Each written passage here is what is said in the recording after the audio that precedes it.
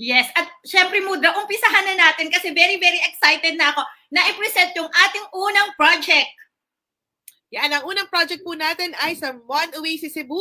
And the one who will be with us today, let's give a big round of applause. Clap, clap ka kayo. Yung icon dyan ng clap, ha? Oo, and welcome natin, ha? Kailangan yung talagang total energy. Siya po ay si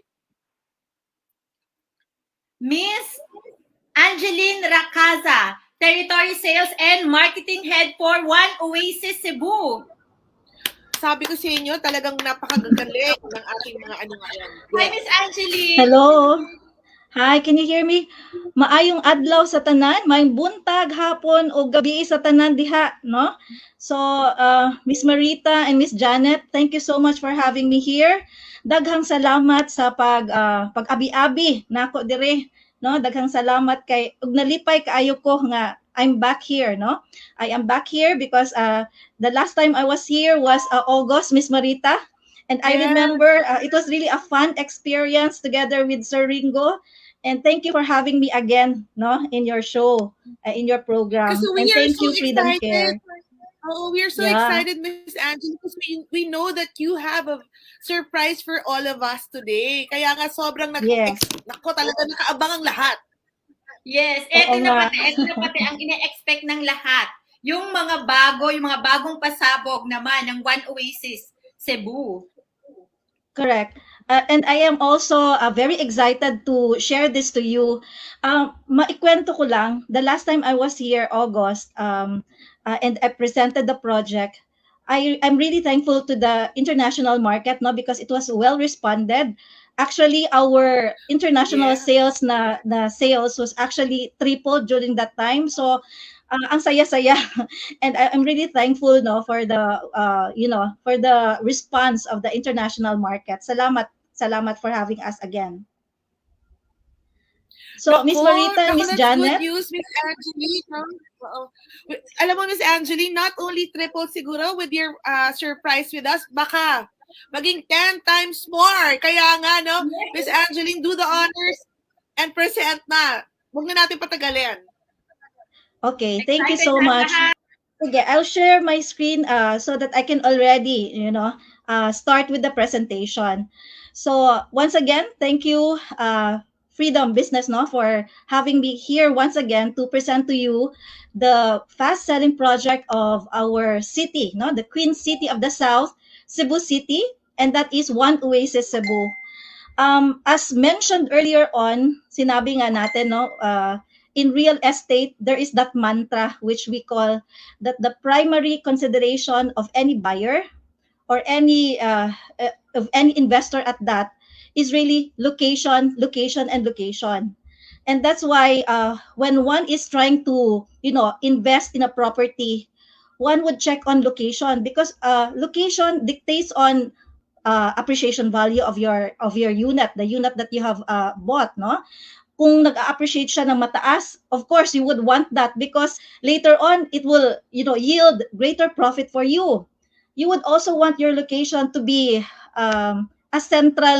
in a central area where ang daming nagre-rent out because, of course, in a sense, it would also mean quicker return on your investment. So, location is really king for any real estate investment. And I tell you that what I'm going to present right now is a good investment because it has the best location there is, no?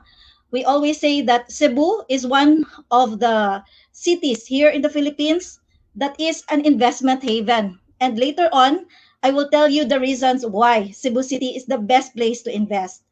Now, just some quick facts, no, about our city.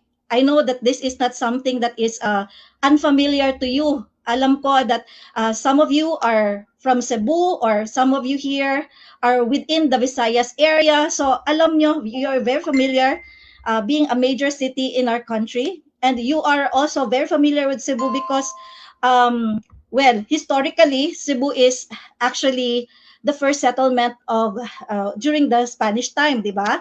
So you also understand our history that Cebu likewise was considered to be the seat of Christianity in Far East, no, in the Far East region. So talagang Cebu is not something that is unknown to everyone. So and if you're a Filipino, you probably may have visited Cebu once in your lifetime, probably just to celebrate sinulog, no? If you are keen on,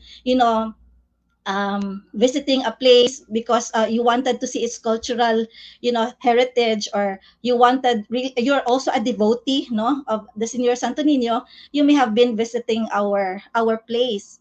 So some quick facts about Cebu. As a province, the entire island is like 4,900 square kilometer in area, and among the most populous na areas in the entire Philippines, it has a 4.3 million population.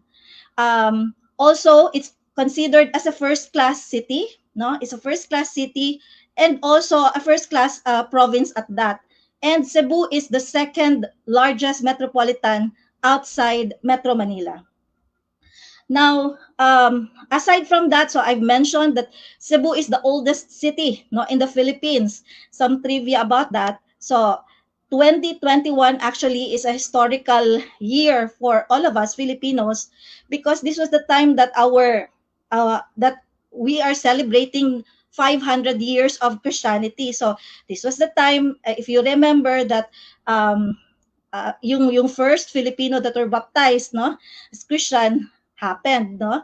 So also Cebu is considered as the capital of the Visayas region. So that's why we're named as the Queen City of the South. Queen City of the South, not just because of its strategic location, but also because of its economic standing, no. As mentioned earlier on, Cebu is the fifth richest city, no, in the Philippines, and the first richest province also. So yun yung economic standing niya in terms of, economy nga. And then of course, if you look at its location in the map, very strategic yung location niya. It has access to both the northern part of the country, and that's Luzon, as well as the southern part, so that's Mindanao.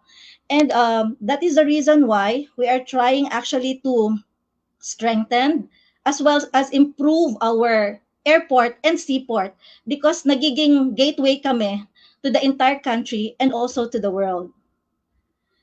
So number 3, Cebu likewise is very rich in history and culture. So as mentioned earlier on, we were the first to embrace Christianity, as well as the first also to thwart foreign invasion. And that's how you learn about the great Battle of Mactan, wherein Lapu-Lapu actually defeated Magellan. So we have very rich history, no? And then you can see not just within Cebu City yung mga evidences of us embracing Christianity. So we have very old churches that you can actually visit as well, no, to show how rich our history and culture is. Cebu likewise is the center of commerce, trade, and industry, as well as healthcare and education in the Visayas. So for those who are familiar, Colon Street is actually the oldest street here and is considered as the trading area in the Visayas. And then apart from that, Cebu likewise is host to different export processing zone. Here in Lapu-Lapu City alone, that's in the western part of Cebu, we actually have more than 6 EPSA or export processing zone. And then we will have more than of those, no, once the 100-hectare reclamation project somewhere in Minglanilla will already be completed. So this means more jobs and opportunities to our own people, Cebuanos, as well as our neighboring cities and towns in the Visayas region, and even from all over the country. If you talk about education, here in Cebu, we have actually 11 universities, 57 colleges, and 5 international schools.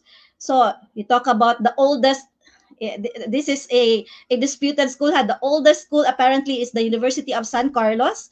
Then you have the USJR, University of San Jose de Coletos, the the Cebu Normal University, and so on and so forth. No, so we became a center of education here in the Visayas.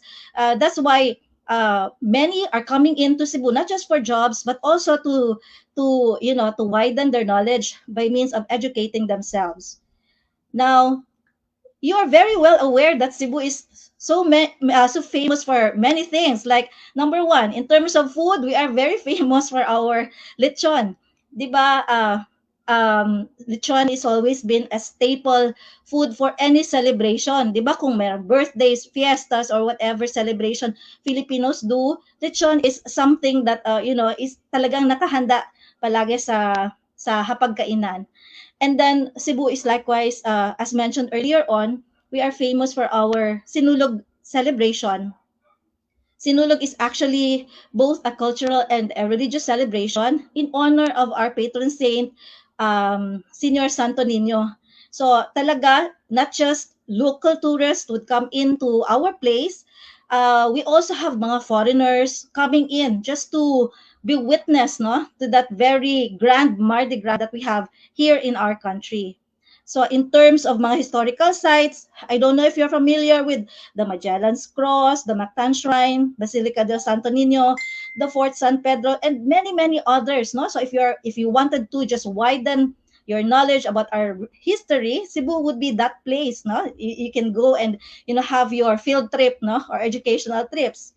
And then last but not the least, no, one of the one of the main industries that we have in Cebu is actually tourism. Ito yung number one na industry that we have apart from BPO. Why? Because we have so many beautiful natural scenic spots here. So you talk about pristine white beaches. So ang dami natin mga white beaches dito. No need for you to go abroad, to Bali, to Maldives, no? We have all those kinds of mga parang fine sands and talagang white beaches like those found in Bantayan Island, in Malapascua, in San Remigio, and many others. And for example, if you would want to do canyoneering, if you're the adventurous type, we have so many falls that, waterfalls that you can actually visit also too, such as Kawasan and then the Badyan. If you are also keen on, watching the whale sharks in Oslob, you can do that, or even experience sardines run in Pescador Island, and even bird watching in Olango. So all of those andito sa Cebu. Aside from if you are into glamping, we that is a parang becoming a popular na industry here, and there are already glamping sites that are found in the mountain sides of Cebu. Now, apart from the many flower gardens as well that we have. So yun yung mga things that you can actually find, things that actually would draw crowd to Cebu. But then you would ask again, maganda ba talaga mag-invest sa Cebu?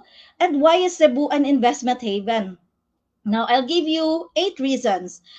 Well, they always say that real estate is the barometer of the economic health, di ba?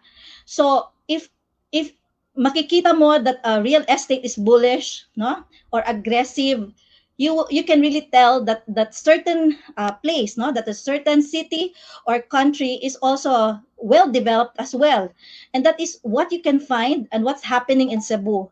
So Cebu has a very booming economy at this time. So as mentioned earlier on, we are a first-class and highly urbanized city. There are 2 industries that are really driving our real estate here and as well as our economic activities here, and that's BPO and tourism.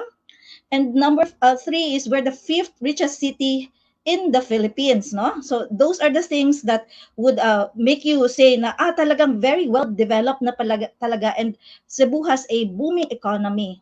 Now, the second thing is you would want to have an investment that is accessible, di ba? You are there, nasa ibang bansa kayo, and you wanted that when you invest, madali lang ninyong mapuntahan. And I would say Cebu is a good investment because of its accessibility. Now, just looking at our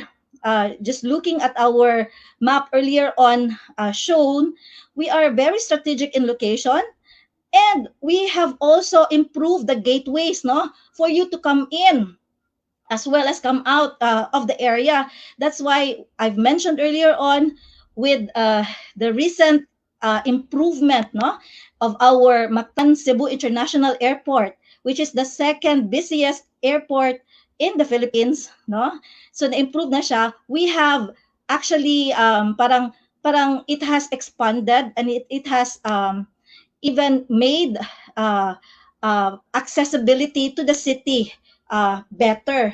And then if you look at the plan, no, of the city government of what's going to happen in Cebu, aside from improving our both airport and seaport, we likewise has the city government also has planned to improve its transportation system. That's why it's trying to modernize the transportation system by actually, trying to also put in the BRT system, no, apart from the existing transport system that we have at the moment. And then there's also that proposed monorail that is already undergoing further study. So these are the things that would make you say, if I'm going to invest, it would be in a place that I can easily access onto, and this would be Cebu, no? So the third is the great labor force. So if your investment uh, is for the purpose of probably expanding your business, gusto nyo na maglagay ng branch here of your business, you wanted to branch out, and probably the consideration also of expanding your business would be getting some great labor force, di ba? So I would want to say that Cebu is a good investment because we have a great pool of talents here. And thanks, of course, to the training of our reputable universities and colleges found in Cebu. And you all well know that Cebu is actually a home to hundreds of BPO companies, no? And we rank 8 at the top as the top 100 outsourcing destination in the world. So yun yung mga things that you would say, Cebu really is a good place to invest kasi pwede kang mag-expand dito. Then the fourth one is the increasing tourism. Now, in 2018, we actually recorded, no, the DOT has recorded more than 5 million, no, tourists, both local and foreign alike, in Cebu. So, actually, Cebu is a favorite place, no, for local and foreign tourists alike because of the things that I have earlier on mentioned. Yung mga scenic and beauty spots that are found in Cebu, as well as for those mga historical sites that you would want also to check in. Now, number 5 is the lively lifestyle. So as mentioned, Cebu is already a metropolitan.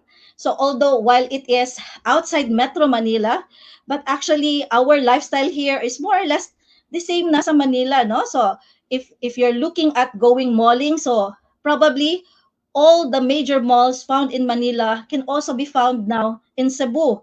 Talk about Ayala, SM, Robinsons, and even the mall of Philinvest, no? We have Il Corso here. So ang dami na nating malls dito. We also have all the major real estate developers are also coming into Cebu. So andito na sila lahat, no? They're also trying to expand real estate here, and also as a cosmopolitan, yun nga, all the entertainment centers are likewise everywhere. So if you're looking at going to mga theme parks, we have Cebu Ocean Park na dito, which is actually 6 times bigger than Manila Ocean Park. We also have a safari here, nandun sa northern part of Cebu, which is a state-of-the-art, safari and adventure park that's like 170 hectares. So, ang daming places to go. There are lots of places to go that can actually fit your lifestyle. And then, of course, number 6 is security. If you wanted to invest, you wanted your investment secured. So, you don't want also to invest in a place na magulo. You don't want to invest in a place na maraming mga insurgencies. You wanted a place that is safe to go. And that's why Cebu actually is one of those. Our crime incident here remains lower than 1.1% on an average. And then we also have increasing local migration because of the jobs and opportunities that are abound in Cebu. So ang dami-daming pumupunta rito, looking for jobs, looking for opportunities. That's why there's always a 5.2% increase in local migration. Now, for an investor, that is music to their ear, no? Pag maraming pumupunta doon in terms of local migration, that is something good because there is always a market in terms of rental, no, business. So, increasing local migration is likewise something that you would consider. And of course, the last is the increased value in real estate. So this is now what's happening in Cebu. So not less than 88 high-rise buildings that is ongoing, 24 completed, 41 under construction, and 23 pending HUDCC. So if you're just traversing yung sa dagat and then looking at Cebu at night, you can see na para na siyang Hong Kong kasi you can see those lighted high-rise buildings already there, no, from the side. So yun yung feel ngayon ng Cebu. And then of course the major malls are already in, not including the local malls like the Gaisano malls, and also yung mga well-known hypermarkets, no, the SNR, Landers, SM hypermarket na mushrooming all over the province. So those are the things that you can actually see and you can actually feel in Cebu. And then if you are here for vacation, you don't need to worry. Why? Because there are more than 1,000 hotels and accommodations, including resorts, hostels, and inns that are inside the city and in the neighboring cities and towns as well. And of course, we have locators and destinations already. As mentioned, the Cebu Ocean Park, Cebu Safari, the SM Seaside City, SMX Convention Arena, and the New Star Casino and Resort. And of course, we are also recipient, no, of the big infrastructure projects under the Duterte administration, the build. So example of these projects are like the Mactan Cebu International Airport expansion. So as mentioned, from what used to be a 12 million passengers per year na accommodation, now it has expanded, nagiging 22 million na, it can accommodate to 22 million passengers per year. You have the Cebu Cordova Link Expressway that actually connects Cebu City to Mactan Island. And we know that Mactan Island is where our airport is. So the effect of this project is that it makes your transport from Cebu City to Mactan Island very convenient and very fast. So it cuts the travel time to half. And then we have the new Cebu International Container Port located in Consolacion. And then the Metro Cebu Expressway. This is like an expressway, a 73-kilometer expressway that connects the northern part of Cebu to the southern part of Cebu. And instead of, if you will have to travel today from north to south, that will take you around 4 hours, no? For you to reach from the northern part of Cebu to the southern part. But with the expressway, it has cut the travel time to half. So nagiging 2 hours na lang, no? And it passes by a tunnel. So these are some of the major infrastructures. Added the modernization of the carbon public market, which is now newly opened na ngayon, yung modernized na carbon public market. And of course, there's that BRT. The proposed BRT is on its way completion for the first phase. And then the SRP Consolacion monorail is actually ongoing further study. So if you look at all these major na mga infrastructure projects, you can see that Cebu is really gearing towards being a global eco-city. So if that happens, if you invest in a place that is very progressive, that has a good economy, you can really say that your investment is in good hands, no? Because number one, you are assured that property value of your the value of your property, appreciation value of your property will increase faster, no? But the good thing about Cebu is that it still has enough space, enough area for further expansion. That's why if you compare Cebu with other, yung mga already fully developed city, wherein yung expansion, yung possibility of expanding more is not anymore possible, mas mahal yung parang mas mahal yung isa na konti na lang yung room for expansion. While in Cebu, since although it's already a developed city, but it still has a lot of area to expand, so it comes in a lot lower in price, no? So that's the good thing about investing in Cebu. You invest now, but knowing that soon when all of this development, no, pag ma-develop ng lahat ng area ng Cebu, your investment would actually reap you big time in terms of property value. That's why I'm here, no, trying to tell you that, well, if you want to consider investing, consider also Cebu, because because in Cebu, this is a good investment for you. Alam naman natin na when you talk about Philinvest as a developer, maganda talaga yung mga projects ni Philinvest, no?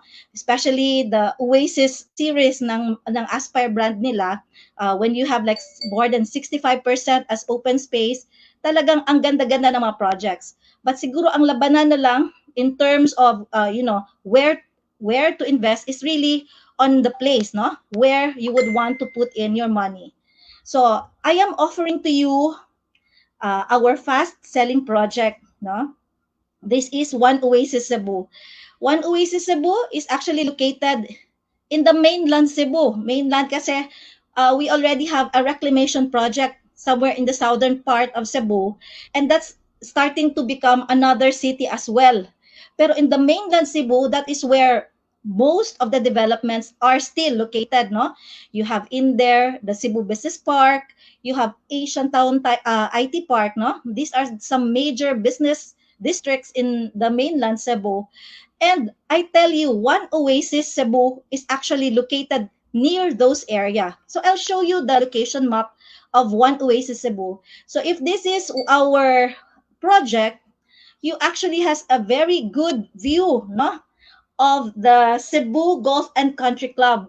So you see all the greens of the Cebu Golf and Country Club kasi you're just neighbors with that area, no?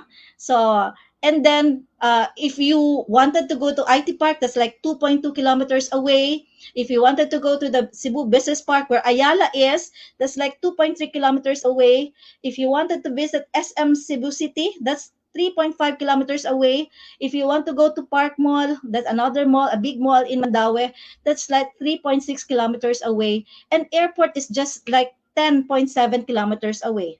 So it's centrally located, very strategic in location. However, the good thing about One Oasis Cebu, while it is within the heart of Cebu, that's Kasambagan, Cebu City, but it is located in a residential area, wherein when you go inside, you will feel that you are really at home. You will feel the greens. You will be at ease, no? You will be comfortable. You will be comforted that you are safe kasi parang feeling mo healthy yung paligid mo, no?